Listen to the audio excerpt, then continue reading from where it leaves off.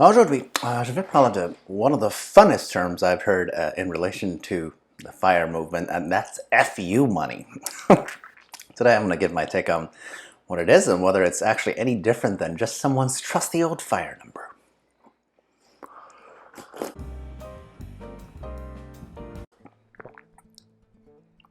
Hey, XenPuck here. So first of all, since we're talking about FU money today, I need to stop giggling to myself and just call it fudge you money, because censorship. Plus, fudge sounds sweet and nice and non-aggressive, so fudge you or a fudge money it is. Okay, that's what I'll be calling it. You call it whatever you want. Okay. Quickly, we got to have a non-numeric definition, right? Fudge money is what is referred to as basically enough money that's liquid so that you make feel comfortable with, so that if push comes to shove, you are able to tell your employer with a straight face, or perhaps a face of other type of expressions, to go fudge themselves. Okay, that's the lovely term FU, aka fudge you money. What a term! I kind of love whoever thought of this to begin with and can empathize. But, there's always a but. How much is that exactly? Is it the same as an emergency fund? Is it the same as our often talked about FIRE number? How does one judge whether one has this mythical FU money exactly? The idea is that when one has fudge money, one would feel much freer and have more flexibility in life. And that sounds perilously close to the whole point of FIRE, doesn't it? Well, I am already fully and totally retired. Been that way for a couple of years now, so I feel totally qualified to answer this question for myself, at least. As to whether it applies to anyone else, who knows? Maybe, maybe not. Use that critical thinking skill for yourself, right? So if you like friends like this or just want to laugh at my funny mug or whatever floats your boat, comment, like, subscribe, share, and all that social media buzzwords, because I'm rich enough for me and I will be great regardless. So first of all, I have a slight problem with the premise of telling anyone to go fudge themselves entirely. I mean that seriously, I get it. This is almost like a sitcom trope, right? You have a horrible boss and everyone at some point has wanted to say that to their superiors, right? But my problem with this entire premise is exactly about the telling people to fudge themselves, right? My personal advice is that under zero circumstances should you ever tell anyone you've worked for to go fudge themselves. Heck, I'd say generally don't say that to anybody, period, unless it's a joke to somebody who knows you well and cares about you, right?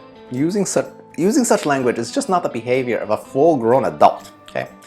I get it. The temptation to go off on somebody, of course, exists in everyone, including myself, right? But the mark of being a real self-actualized adult is not given to behavior of the idiotic and reactionary kind, okay? What if my boss is a huge a-hole, you say? Well, hey, then by all means exit from such negative people's sphere of influence, but there's still never really a reason to add to the negativity of this already absurd world, right?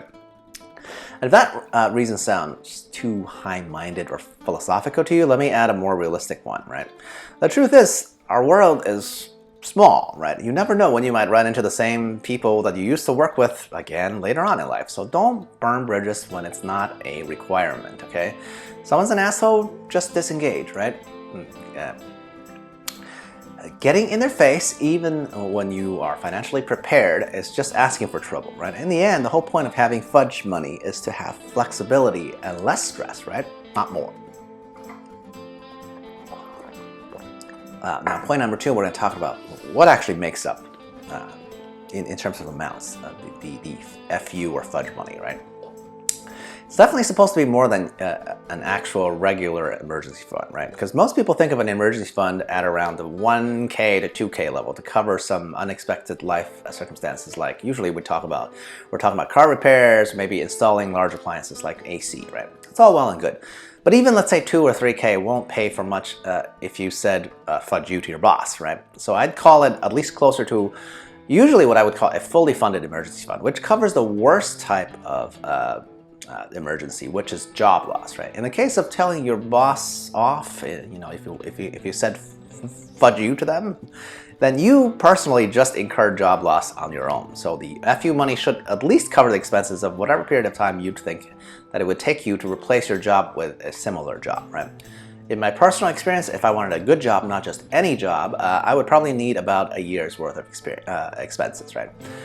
For most people, this number will be, at least in the 5-figure range at the minimum. And again, for most people, they don't have 10 or 20 or 30 G's just lying around in cash.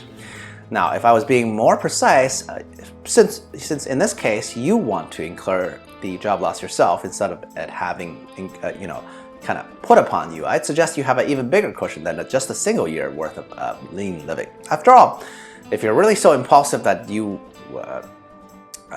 should have money not just to back it up with lean living, but either with lavish living until you can replace the income, or at least with a comfortable kind of a mini retirement of sorts. So maybe 3 to 5 years living expenses. Think about that. All right, that sounds about right, and that adds up. Could even approach, let's say, 100 G's, right? So finally, how exactly is FU money different than our FIRE number, right? In all honesty, for someone like me with my personality, it really is not that different, right? Because for me, why would I ever want to exit a workplace just to take a mini retirement and then have to come back, okay? I wouldn't, because I'm not impulsive generally, right? For me, to truly say fudge is to exit completely, and that's what I did, right? So depending on your level of patience, fudge money can simply equal to your FIRE number, right? The funny thing is, though, is that if you do have the level of patience to build up a self-sustainable fund to perpetuate your hopefully relatively minimalistic and lean and efficient lifestyle, I'm going to guess that you've also pretty much moved on from the need to go tell your boss to fudge themselves, okay? I mean, I guess it's possible some people might still hold a grudge for a very long period of time. I just think it's very unlikely, right? Basically, we talked about the minimum amount that can be considered FU money could be saved probably in a year or two. But that whole real FIRE number, usually it would take most people with a regular job, maybe a side hustle, at least a decade or so, right? So the type of people who are patient enough to grind out a decade worth of, good income and low living costs, they don't strike me as the type of people who would still go tell people off in some bombastic and reactionary fashion. Maybe it's just me who's mellowed out over time. I mean, that could still certainly be true, right? Okay, so how many of you guys in the audience have any level of fudge money now? I mean, I'll admit the only time I've had a boss that I wanted to say that to was relatively early in my career, and eventually I just realized that that's because, he was a salesperson who's under tremendous pressure that I didn't have to face personally, right? So I don't want to judge. I mean, the reality is that I'm sure there are some real a-holes in the world that do deserve to be told off, but I've always subscribed to the philosophy that the best revenge is simply living well, right? Why would I want to add stress in my own brain when dealing with, the waste subspaces of the world? Instead, you build up that fudge money or FIRE money or whatever you want to call it and exit totally, all right? And be on easy street. Heck, if I can do it, anyone can, right? Cheers. À la prochaine.